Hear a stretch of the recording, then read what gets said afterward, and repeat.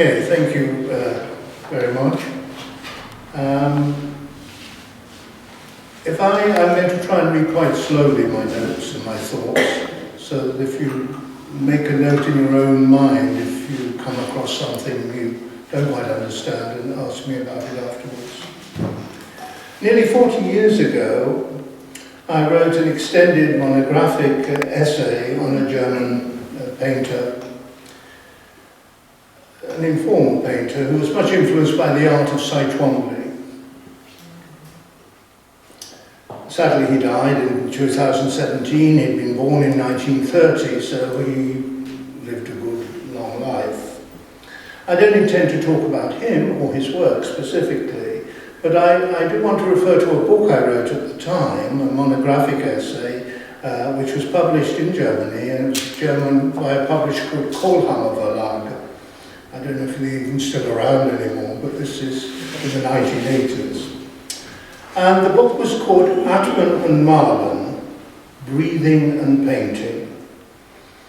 It struck me at the time, as it does today, that the title sets a perfect simile for the condition of the artist's life and their work, breathing and painting. It seems a very powerful term. The term deriving from the French idea of art informel. People often talk about breathing and painting in sort of gestural art. This term, informal painting then, that emerges alongside this, is a term that really emerged in the post-war period in the term l'art informel in Paris. And it took many different faces in many different places. In Germany, you have people like Hans Trier, who was of course the teacher of Baselitz, or you have Bernhard Schulze. All of these are the generation before Christina. And their sort of informality became a sort of embodiment of a certain type of painting, which you see commonly in Germany in this period. But what remains central to all was the privileging of subjective expression that stood as in opposition to the conceptual or the geometric, or neoplastic, if you want. It's an old earlier term, neoplasticism, of the art that emerged in the interwar years, things like the Style, Bauhaus, Art Concret, Cercle Carré, and in the post-war period in Paris, a thing called the Salon de Réalité Nouvelle, the Salon of New Realities. This was a very geometric, conceptual sort of painting, and stood in direct opposition to the emergence of informal painting. This Salon of New Realities in Paris lasted from 1946 to 1958. It was huge. It filled the whole of the Grand Palais and would have 250, 300 artists exhibiting each year. One of the most well-known exhibitors who brought this sort of geometric style back to Germany, of course, was Max Bill. And Max Bill was the man who went on to found concrete Kunst, or concrete art, which is now a very famous museum in Ingolstadt, and had also been central to the founding in the 1950s, 1953 in fact, of the Ulm School of Art and Design, which became an embodiment of this new conceptual sort of painting in Germany. The school closed in 1968, but it is continued as it were as a metaphor of the Bauhaus, as it were continued and carried forward into the post-war period. Although many of the professors from the Bauhaus, as you know, under the Nazi period went to America and became professors at the Black Mountain College in North Carolina. Now, why am I making these observations? It's just a lot of information. It is to show that after the Second World War, there was a strict intellectual dichotomy between conceptual painting and design and the abstract into figural tradition of informal painting. They exhibited in different galleries, in different salons, had different supporters, had different aesthetic viewpoints as to the nature of painting. That is, between the conceptual, objective conceptual, and the subjective, informal painting. Christine Jackob-Marks is definitively an informal painter. While sometimes abstract, and at other times figurative, she embodies these qualities of informality and the subjectivity of the process of painting. And there are many names for this tradition: gestural painting, field painting, Taschism. There's a very famous publication in 1951 by a man called Michel Tapie called An Art Autre, an art of otherness, an art of other, which points directly to the subjectivity. Now, what does informal painting mean? It should not be mistaken for mere informality, or casual or relaxed or unofficial style in the sense of the word's common usage. Rather, it is in a sense of privileging the subjectivity of the inner self, the purported, how can I put it, inner expressive life of the painter. I do not intend, as I say, to define what is the philosophical subjective. We can leave Cartesianism and where it is, or even the Kierkegaardian understanding of being, which is another strand of thought that fits into this subjectivity. The paintings of Jackob-Marks are just such an expression of being, and this precedes a priori their given subject matter. I would think the process, the notion of presenting being, her presence in the process, precedes any consideration of subject matter, and is central to the material means through which they have been realized and materialized. Now I want to return to the core of this talk. That is to say, the simile applied to the metaphor of the term Atmen und Malen, breathing and painting, and to link these to the distinction made in the title of the talk between what is called effect and affect, between perception and expression. For an affect is a perceived experience. An effect is a perceived experience, whereas an affect is an expressed experience. The analogy to breathing is self-evident. Inhaling and the intake of breath is the first being experience, if you like, at birth. First thing you do is take in the world, you breathe in the world, as it were, which will become the basis of life, visual life experience, of perception. It's a simile then that as it were, leads on to sensory induction. Let's call it sensory inception. That opens up what we understand to be human perception. Whereas breathing out is a simile of release and is loosely analogous to expressions, if you think about it. In fact, the verb to express air is a spoken term of common utility when you express air. Now, why is this relevant? Well, painters spend a lot of time in the studio, and it is the subjective conditions of the painter in the studio that prevails prior to any decision as to the processes of application and subject matter. The painter sits or stands before a canvas, a panel, a wall, works on paper, and must then begin. It is, as any painter will tell you, it is for many painters the most terrifying thing, the blank canvas. It is the prior state of creative ars poetica.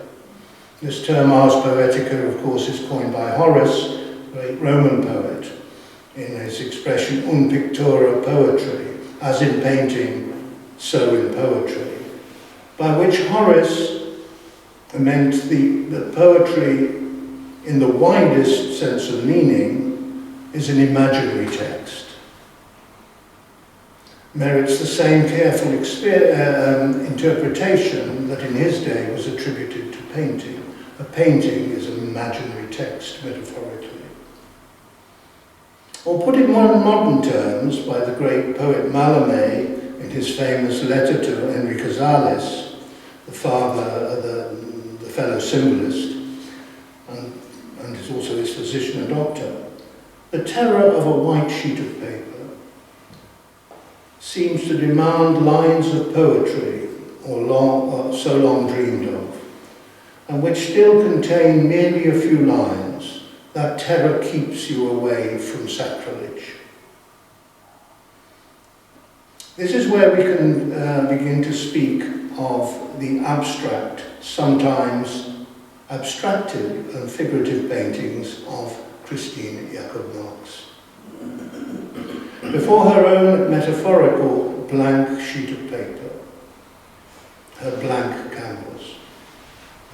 Atman and Marlin, breathing and painting, otherwise is an extension of observing and experiencing personal perception of the world, internalizing it, breathing them in, so to speak, assimilating and expressing effectively her painting processes.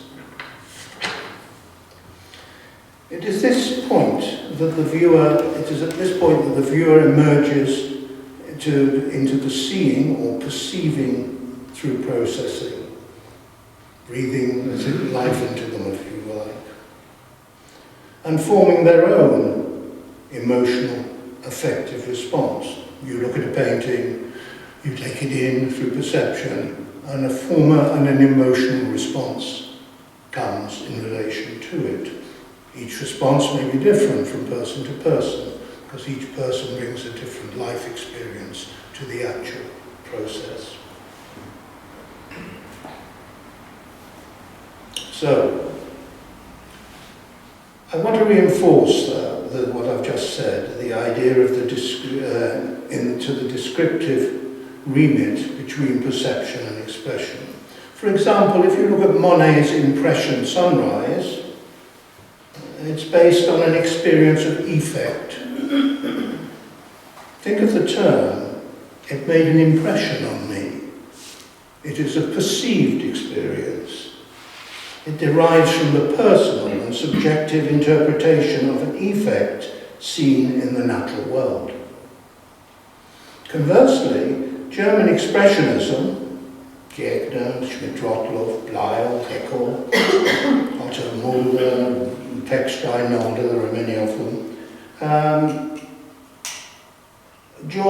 some joined later, which you know it began in 1905 in Dresden, and are equally true of the Blaureiter group, in Munich in 1910, are in essence, both are what we would call affective traditions, not perceptive traditions, affective, hence the word expressionism. You know from the beginning that you're looking at the artist, you're looking at the artist's imagined vision of a subject, and not an assimilated impression, but an assertive vision of a given subject. Of course, these sources may have at the same time looked at the natural world, but with a heightened emphasis placed on subjectivity and subjective expression. And it is here that we might think of the complex history of colour theory as emerged in Germany. There's an enormous historical tradition of colour theory in Germany. It begins obviously with the Farbenlehre of Goethe in 1810, 1816, Schopenhauer writes his book on colours, it runs right through to Wittgenstein in the 20th century. This sort of conceptualization of the colour experience is very, very powerful. For in German Expressionism, we see the imagined colours of the mind is set against the pictorial colours perceived and transcribed from the world. German Expressionism is a feeling art, as against Impressionism, a perceiving art. Remember, the two focuses within Impressionism are always on colour and light. It's necessary in order to have colour, you have to have light.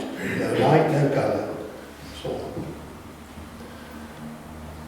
Now to the beginnings or the paintings of Christine Jackob-Marks. In 2016, I wrote a text, an essay on the artist's work in a book published by Kurator. There's a copy of it here if you want to see it afterwards. A publication entitled in German, Es muss in Leben mehr als alles geben.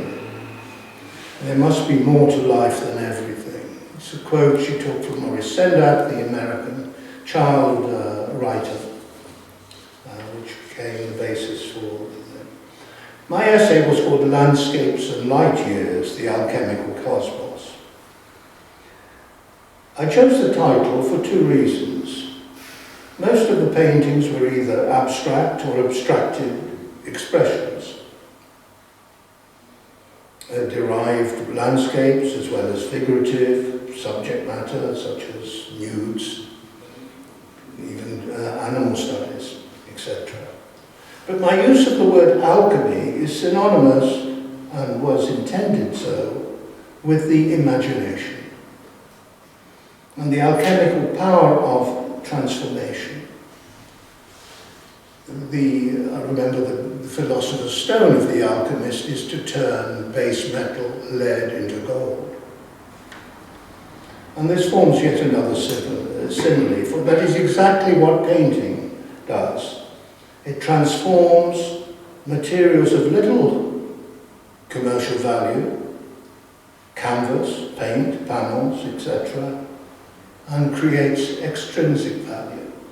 It takes something that doesn't have much value to it. If you take it a painting apart, probably 30 euros, so for all the materials. But the application of creating extrinsic value becomes vitally important. Equally, alchemy is the originator of what later became chemistry.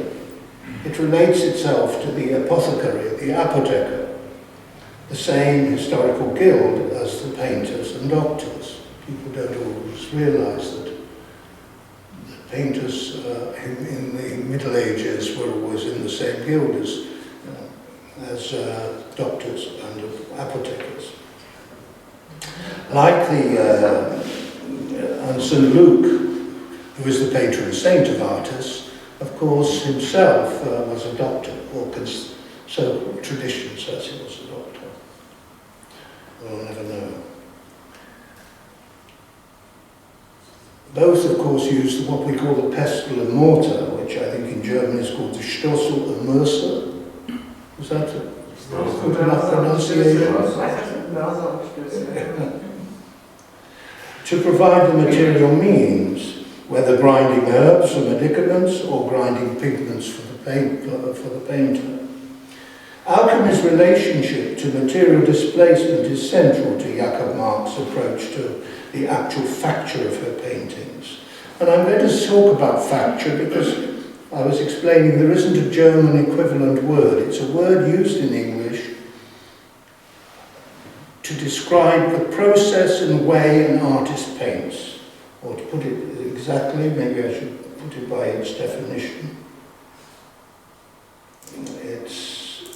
It's how the artist transforms the material through the process of painting.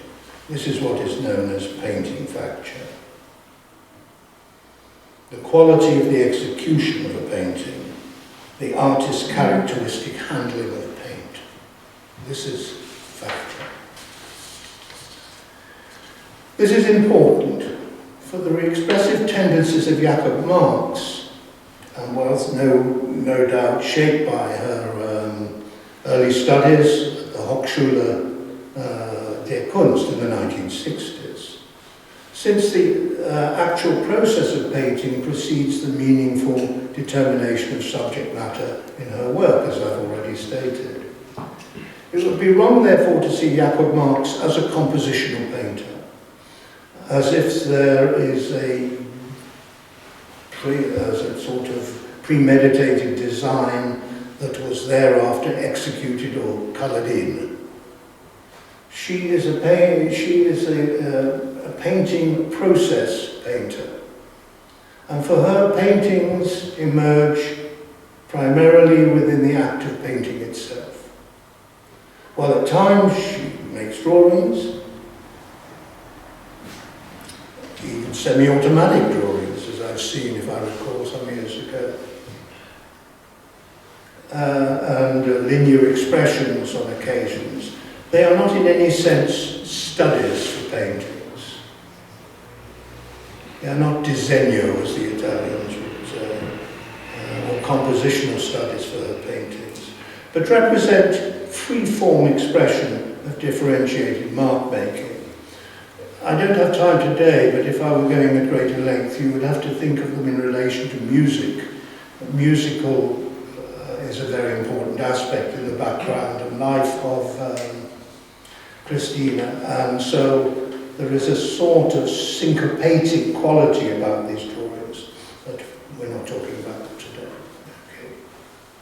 As she put it, I am an emotional painter. My paintings are my feelings. Colour must be in harmony. Her use of paint application is linked to the emotional colour of the mind's eye, and less to that of direct transcription from the natural world. The notion of the mind's eye is evident from the very beginning of the Romantic age. That's what makes her a very German painter.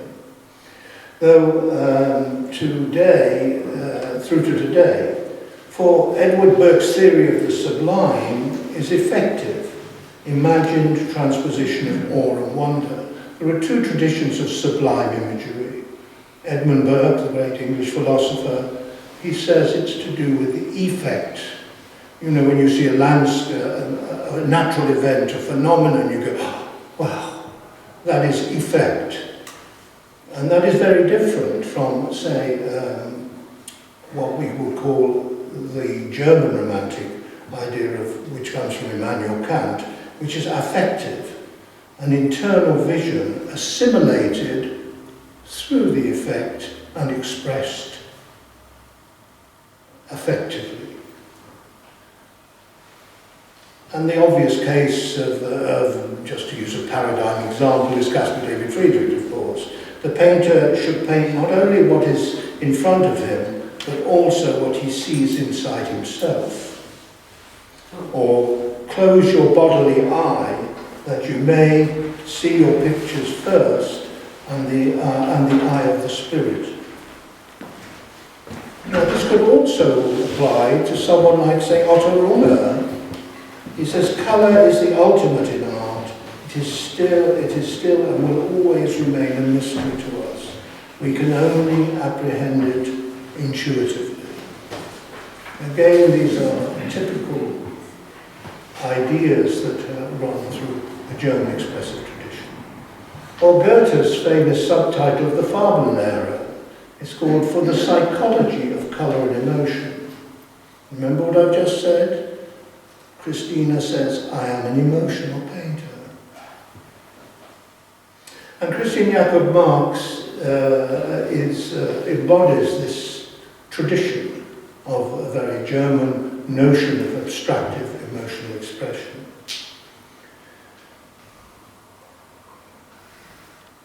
In fact, it is Goethe who introduces something which is the most difficult thing of all to write about in painting. What is the tone of a painting? What is the tone of a painting? The tone isn't necessarily the colour, it's what is the internality, what is the feeling within the painting. One of the most difficult things ever to discuss in writing about art. Let's call it the vehicle by which the internality of the painting is revealed. And in this facture plays an important part. Facture, the process of its making. A sense of loose expressive brushwork through facture is abstracted across the surfaces of her canvases. We see them all around us here. Since Jackob-Marks has developed an intense vocabulary of personal mark making over the last 60 years. Now, afterwards, when we've asked some questions, you may want to ask about a period of her life when she gave up painting for a time in the 1960s and 70s, and was much more active in other parts of. Maybe you should tell us about it. So now we can look around us here at the paintings in the exhibition. Works are but a small part of her greater corpus with different subject matter. One thing is evident, namely that the works on exhibition work through traditional genre. She doesn't really deviate very much from traditional genre. You know, be they landscapes, still lives, on occasion nudes, various animal subject matter, as I've said in some of her earlier work, often dogs. And this is why it is the processes of her making that suborn the affirmation of subject matter. They are sensory images of things filtered through the emotions. The great German-American abstract painter Hans Hofmann, if you like, the special forefather of American movement called Abstract Expressionism, is a perfect example. And remember, the word for informal painting in America is Abstract Expressionism. That is informal painting. He said, the work of art is a world in itself, reflecting sense and emotions of the artist's world. Painters must speak through paint and not through words. This then is the battle cry of the expressive tradition of informal painting. Speaking through paint and studio practice. It is an application in a double sense. The material application of paint alongside the experience, the expressive application of making.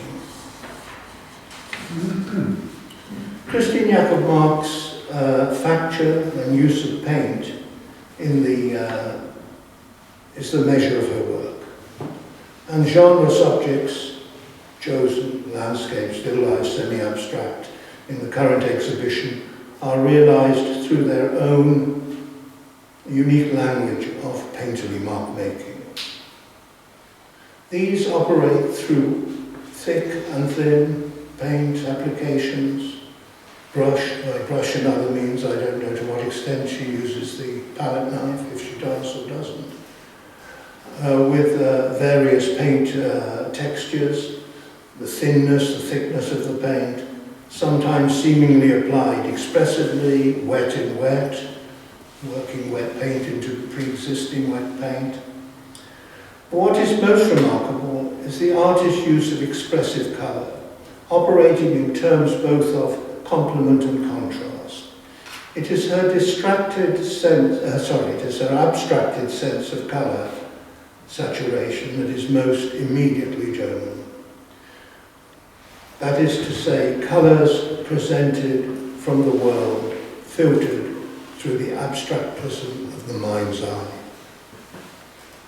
What has sometimes been called the third eye, it's a term once used by Max Ernst, although it has a sort of Buddhist connotation I won't really go into. The third eye is a mystical, invisible eye, usually depicted or located in the centre of the forehead, which provides perception beyond ordinary sight. This said, I'm not suggesting that Christine Jackob-Marks is a mystic with an extra eye, or that her paintings are in some way mystical.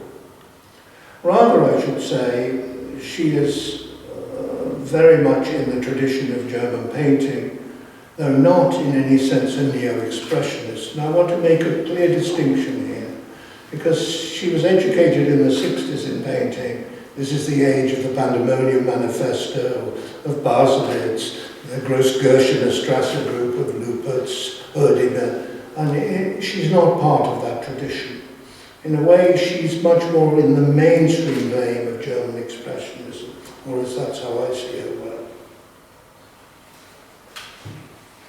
And also, what was typical of their work was an aggressiveness that you don't find in her work. She's not an aggressive painter that you would find, say, in the early Baselitz, or particularly political, although maybe the politics came out in other ways. I'll leave her to discuss that.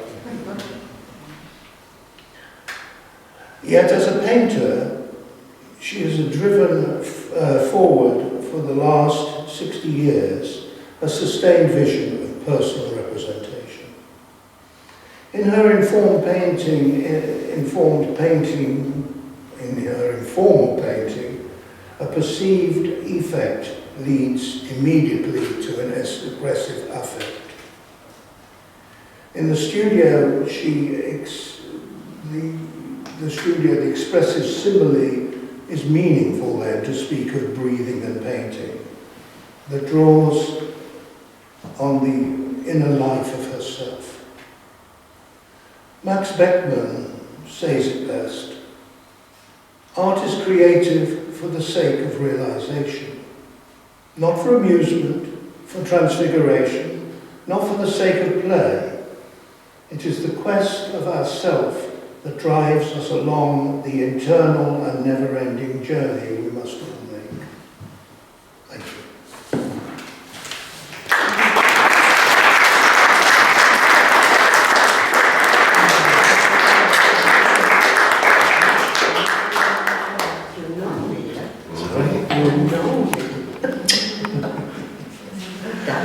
Okay, so move your chair here, Ellen. Yeah? Shall we move your chair here? Okay. I wanted to discuss with you now. Yes. No, you have to discuss everything. You're the star, I'm just the No, I'm hors not the d'oeuvre. star. I don't want to be the star. I'm just the hors d'oeuvre, okay? So, I hope I didn't read it too slowly. I tried to be as slow as possible. Were there many things you didn't comprehend? Oh well, I have to Tell me. now I have to think about it. But during your speaking, I was thinking, I have all the culture of painting behind, you know. But it's a tradition you have, you know. Yeah. You are grown up and you know it, and what's come out is you have to change it, you know. Yes, of course. And but it's here, behind back.